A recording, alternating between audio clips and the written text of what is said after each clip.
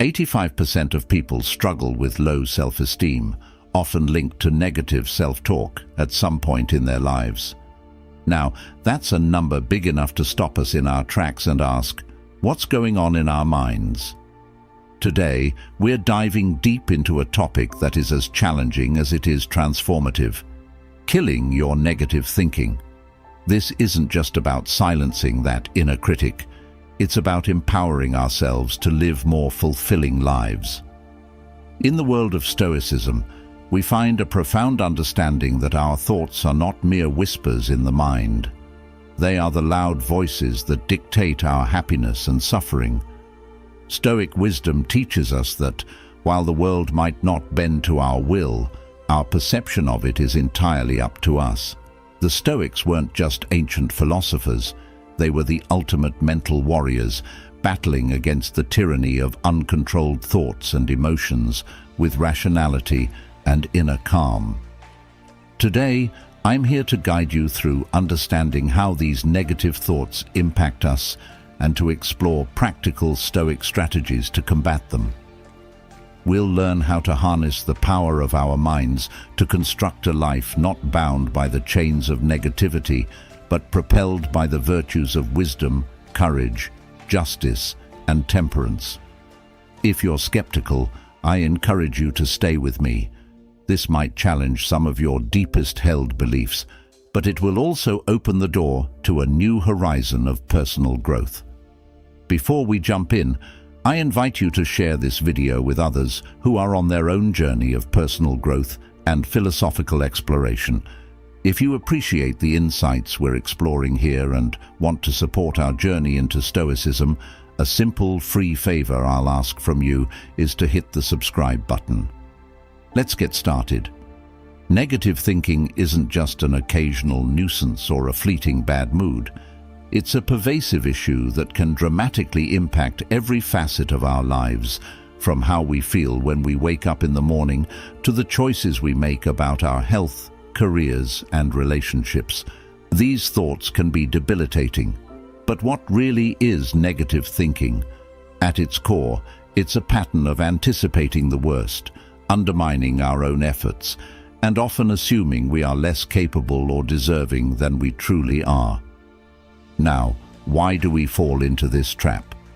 The Stoic philosophers believed that it's not the events themselves that disturb us, but rather our interpretations of these events.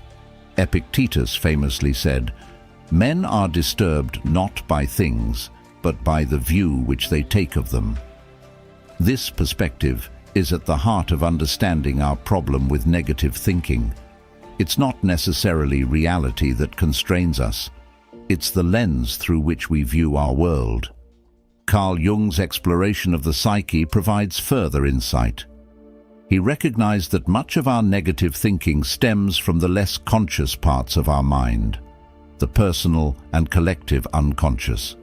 Jung wrote, "Until you make the unconscious conscious, it will direct your life, and you will call it fate." By bringing these unconscious beliefs and biases into the light of conscious examination, we can begin to mitigate their control over us. Consider for a moment the impact this has on our everyday lives. When faced with a challenge, negative thinking can make us feel as though we've already lost before we've begun, preventing us from taking the very actions that could lead to success. It's like being in a boat, rowing with all your might, but not realizing you're anchored to the shore. No matter how hard you try, you're not going anywhere. Stoicism teaches us to examine our thoughts critically and logically, to question the validity of these negative assumptions. Marcus Aurelius, in his Meditations, prompts us to reflect on our thoughts with scrutiny and to dismiss those that are irrational or unhelpful. This kind of introspection allows us to detach from harmful thinking patterns and regain control of our mental landscape. Let's not underestimate the influence of our societal and cultural backdrop. In a world saturated with messages of not being enough, not successful enough, rich enough, or smart enough, it's easy to see why negative thoughts can creep in. These messages often find fertile ground in the mind, sprouting weeds of doubt and insecurity that can choke our potential. But Stoicism arms us with the tools to clear out these weeds and cultivate a garden of more supportive, empowering thoughts. This issue of negative thinking is what we're tackling today. It's not just about dismissing or avoiding negative thoughts, but understanding them deeply, questioning them thoroughly, and then replacing them with reasoned, constructive thinking. This Stoic approach isn't just about coping, it's about thriving. By mastering our thoughts, we master our perceptions and ultimately our lives. As we continue, let's keep in mind that each thought we choose to entertain and each one we decide to challenge is a step toward the kind of life we truly want to live. Understanding the origins of negative thinking is essential if we are to address it effectively. This isn't just about identifying bad habits. It's about uncovering the deep-seated roots that shape our perceptions and influence our mental landscape. Negative thoughts often sprout from a variety of sources: our upbringing, societal pressures, past failures, and sometimes the seemingly inconsequential comments from those around us. Each of these can plant seeds of doubt, fear, and limitation, which can mature into a persistent state of negativity. From a very young age, many of us are introduced to environments that might not foster positive self-esteem. Consider a child who is repeatedly told they are not smart enough, or an educational system that seems to reward only perfection. These experiences can significantly color our worldview. Aristotle once remarked, "We are what we repeatedly do." Excellence, then, is not an act but a habit. If we apply this thinking to the mind, we see that repeated negative thoughts can become a habit of seeing ourselves and our capabilities in a diminished light. Our own experiences of failure and rejection can serve to reinforce these negative scripts. Every time we face a setback or encounter criticism, it can affirm a negative internal dialogue that whispers, "I knew I couldn't do it." This can turn into a self-fulfilling prophecy, not because we lack capability, but because we begin to act in ways that align with our negative beliefs. Plato's idea that reality is created by the mind, we can change our reality by changing our mind, is profoundly relevant here. By examining and challenging our interpretations of events, we can start to dismantle the foundation of our negative thoughts. Fear also plays a critical role in fostering negative thinking. It's a natural protective mechanism that often spirals into excessive worry or anxiety, overshadowing our rational judgment. Fear of failure, fear of the unknown, and fear of rejection can all lead to catastrophic thinking, where the mind jumps to the worst possible outcomes. Stoicism offers a tool against this: the premeditation of evils, which involves visualizing the worst-case scenario in detail to lessen its emotional impact when or if it actually occurs. Carl Jung suggested, "Until you make the unconscious conscious, it will direct your life and you will call it fate." Many of our negative thoughts are rooted in unconscious beliefs formed in our early years, influenced by our guardians, teachers, and the media. These unconscious beliefs often go unchallenged because they are not fully known to our conscious mind. Making these beliefs conscious can rob them of their power and allow us to regain control of our thoughts. Moreover, societal and cultural pressures cannot be overlooked. We live in a society that often emphasizes scarcity and competition, setting exceptionally high standards that can seem unattainable. This environment can lead to constant comparisons and feelings of never being good enough. Stoicism teaches us to redirect our focus from external validation to internal virtues, encouraging us to measure success by our personal growth rather than by comparison to others. The roots of negative thinking are varied and complex, involving personal history, emotional experiences, ingrained fears, and societal messages. However, by leveraging the wisdom of both Western philosophy and psychology, particularly the Stoic focus on controlling our perceptions and reactions, we can begin to understand and unravel these negative thought patterns. This deep understanding not only helps mitigate their effects, but also empowers us to reconstruct our mental framework in a more positive and resilient way. When we talk about renewing our minds, we're not just suggesting a fleeting attempt to think more positively. We are advocating for a profound and enduring transformation of our internal dialogue. This is about cultivating a mindset that enables us not just to survive, but to thrive. The Stoic philosophers offer timeless guidance on how this can be achieved through the disciplined practice of reflecting on our thoughts and deliberately shaping them to foster resilience and peace. One of the central tenets of Stoicism is the idea that our emotions and reactions are the results of our judgments, which are within our power to change. Marcus Aurelius, a Stoic emperor and philosopher, once noted, "You have power over your mind, not outside events. Realize this, and you will find strength." This powerful assertion reminds us that renewal begins by seizing control of our thoughts, scrutinizing them for accuracy, and then aligning them with our true intentions and values. Aristotle also provides a valuable perspective here. He said, "Knowing yourself is the beginning of all wisdom." This introspective journey involves diving deep into our thought patterns and identifying those that serve us well versus those that sabotage our efforts. By becoming more aware of our thoughts, we can begin to challenge the negative ones that have perhaps become ingrained over time. This process of challenging and changing our thoughts isn't about denying our emotions, but about understanding them better and thus managing them more effectively. Moreover, Carl Jung's insights into the human psyche complement this Stoic wisdom beautifully. Jung argued that what you resist not only persists, but will grow in size. Instead of resisting negative thoughts, Stoicism teaches us to acknowledge them, analyze their origin, and assess their truthfulness. This method prevents these thoughts from festering in the shadows of our unconscious, where they can grow unchecked. Additionally, renewing the mind requires us to engage with materials and activities that nurture positivity and growth. This might include reading philosophical texts that challenge our understanding, engaging with art that inspires us, or simply spending time in reflection and meditation.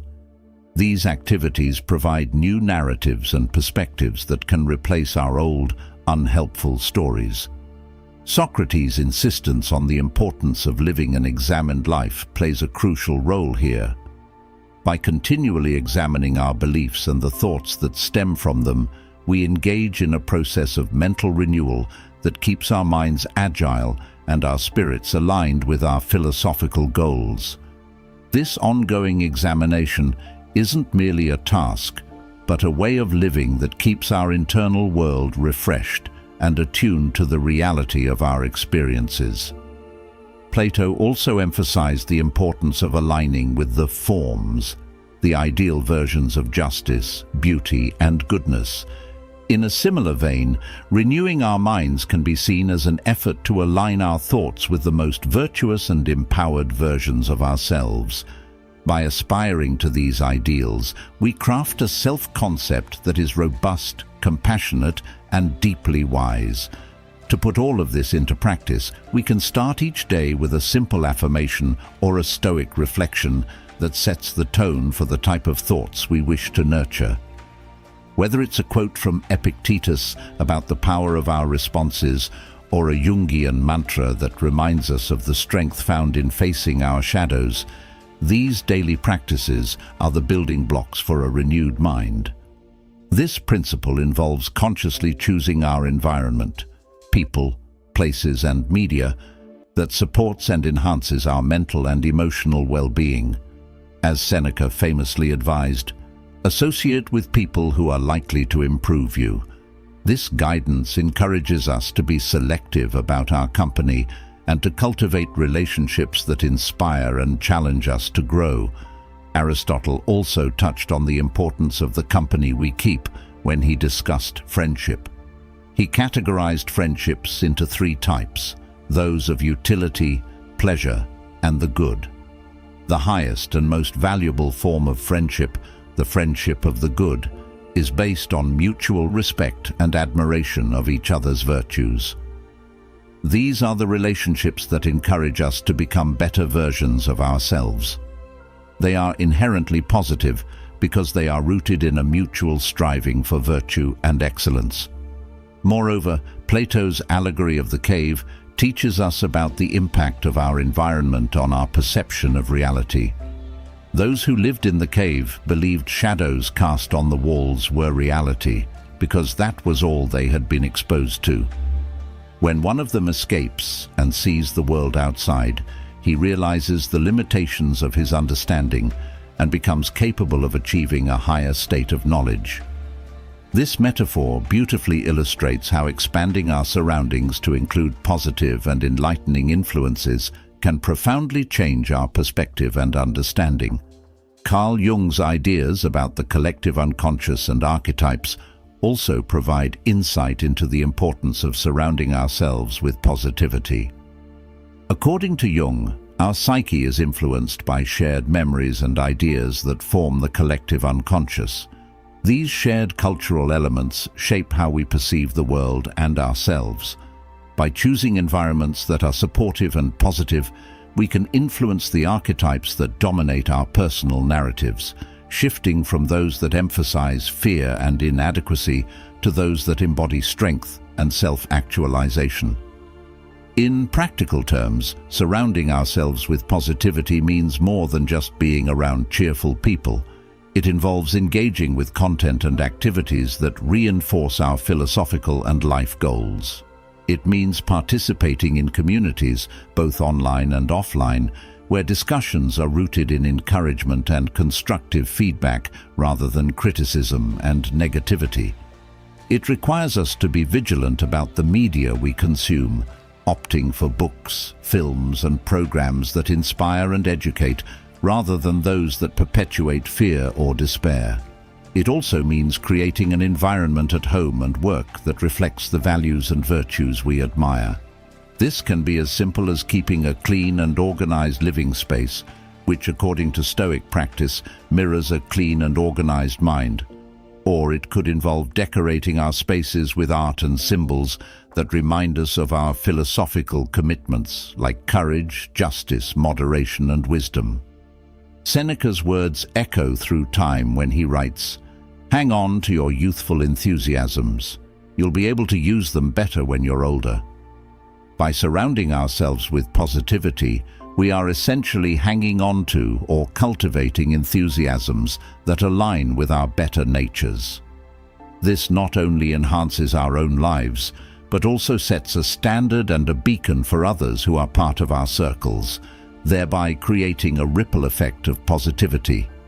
In our journey to overcome negative thinking, the Stoics remind us that understanding and intention alone are not enough. Action is essential. As Epictetus so succinctly put it, first say to yourself what you would be, and then do what you have to do. This straightforward directive underscores a profound Stoic truth. Our ideals must be manifested through our deeds, not just our thoughts. Taking action in the Stoic sense means engaging in behaviors and practices that reinforce our philosophical ideals.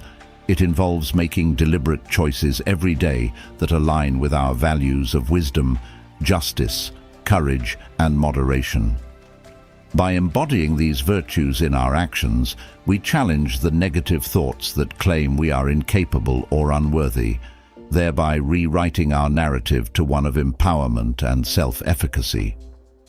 Aristotle also emphasizes the significance of action in his doctrine of the mean, where virtue is not just a state of mind, but a state of character resulting from the habitual practice of choosing the mean between excess and deficiency. This practice is inherently active. For Aristotle, we become just by performing just actions, brave by performing acts of bravery, and temperate by performing acts of temperance. Thus, action is not merely a demonstration of virtue, it is the very means by which virtue is cultivated. Plato also lends insight into the transformative power of action through his theory of forms, which posits that to know the good is to do the good. In other words, true knowledge, once attained, necessarily results in right action. Therefore, by aligning our actions with our Stoic understanding of virtue, we bring ourselves closer to the Platonic ideal of good, elevating not just our minds, but also our entire beings. Carl Jung's concept of individuation. The psychological process of integrating the conscious with the unconscious to achieve self-actualization further highlights the necessity of action. For Jung, this integration does not occur through contemplation alone, but through encounters with the world that challenge our existing frameworks and compel us to grow. He argues that you are what you do, not what you say you'll do, stressing that our true character and psychological maturity are expressed through our actions. Therefore, Stoic action involves more than just combating negative thoughts. It's about proactively living out the virtues that define Stoicism. It's about making choices, small and large, that reflect a commitment to self-improvement and philosophical integrity. Whether it's choosing to speak kindly in a difficult situation, opting to face a long-standing fear, or deciding to forgive someone who has wronged us, each action is a step toward becoming the person we aspire to be. Moreover, taking Stoic action means embracing the challenges life throws our way as opportunities for growth. Instead of shying away from difficult circumstances, Stoics see these as arenas in which to practice virtue. Each challenge is a call to action, a chance to demonstrate resilience, practice patience, or reaffirm commitment to our principles. In practical terms, taking Stoic action can be as simple as setting daily goals that reflect our values, engaging in community service that fosters justice and kindness, or maintaining disciplines like journaling or meditation that encourage reflection and self-control. Each of these actions not only counters negative thinking, but also builds a stronger, more virtuous self. Stoic philosophy emphasizes that it's not only our actions that reflect our virtues, but also our speech. The power of words in shaping our reality cannot be overstated. Epictetus advised, "First learn the meaning of what you say, and then speak." This idea points to the inherent power of words to influence, not just express, our thoughts and emotions. The Stoics understood that words could build up or tear down the inner citadel of our minds. Marcus Aurelius, in his personal writings, often reflected on how to communicate effectively and truthfully, emphasizing that our words should be seasoned with the virtues we cultivate, such as honesty, restraint, and kindness. By aligning our speech with these virtues, we reinforce our Stoic practice and extend its influence outward, positively impacting those around us. Aristotle also contributes to this conversation with his concept of ethos, pathos, and logos, highlighting the persuasive power of speech. He argued that credibility, ethos, emotional connection, pathos, and logical argument, logos, are crucial components of effective communication. For Aristotle, the way we speak and the words we choose not only convey information, but also persuade and mold the world around us. When we speak, we're not just transmitting data, we're influencing opinions, emotions, and behaviors. Plato's dialogues also show a deep appreciation for the precision and impact of words. His Socratic dialogues, for instance, illustrate how Socrates used questions and dialogue to challenge assumptions and reveal deeper truths. Plato shows us that, through careful and considered dialogue, we can guide others toward greater understanding and self-awareness. From a psychological perspective, Carl Jung's theories about the psyche resonate with the Stoic emphasis on mindful speech. Jung wrote extensively about the power of the unconscious and how language can both reflect and shape the unconscious impulses that drive our behavior. He believed that by bringing these impulses into conscious awareness through dialogue and reflection, we can better integrate our psychological components, leading to greater wholeness and health. Moreover, the power of words extends beyond interpersonal interactions. In our internal dialogues, the words we use to talk to ourselves can significantly influence our self-perception and emotional state. Negative self-talk, a common human experience, can be particularly destructive, leading to decreased motivation and increased feelings of helplessness. Conversely, positive self-talk, grounded in Stoic virtues, can empower and uplift. Engaging in positive affirmations, a practice often recommended in modern cognitive behavioral therapies, aligns well with Stoic exercises. These affirmations are not about deluding oneself with unrealistic statements, but about reinforcing the strength and resilience that come from a Stoic understanding of control and virtue. By affirming our ability to manage our responses and our commitment to living according to our values, we strengthen our Stoic resolve. Therefore, the power of words in Stoicism is not merely theoretical, but deeply practical. It encompasses our dialogues with others, our internal monologues, and even the way we engage with the broader culture. Each word we choose carries weight, building or breaking down, enlightening or obscuring, healing or hurting. As we continue to cultivate Stoic virtues, let us be ever mindful of the transformative power of our words to shape ourselves, influence others, and create a world more aligned with reason, virtue, and wisdom. Thank you for joining us today on this profound journey through the depths of Stoic philosophy.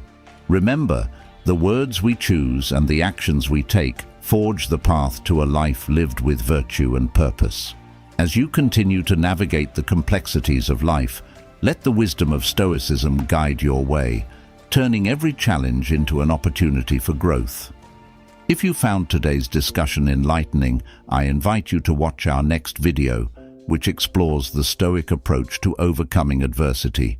It's right here on the screen, so just click and continue your journey with us.